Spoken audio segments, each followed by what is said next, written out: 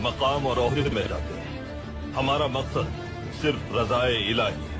हमारा रास्ता साफ जाहिर है, यकीनन मुश्किल भी है, कठिन है, लेकिन इसका अंजाम रोशन है। तो जो लोग हमारे साथ हिजरत करने की ताकत नहीं रखते, हमें उनकी कोई जरूरत नहीं। हमें उन बहादुरों का साथ काफी है जो अपनी जान की परवाह किए बगैर हमारे साथ चलना चाहेंगे। तो अब वही लोग हमारे साथ जाएंगे जो हमारा मकसद पहचानते हैं।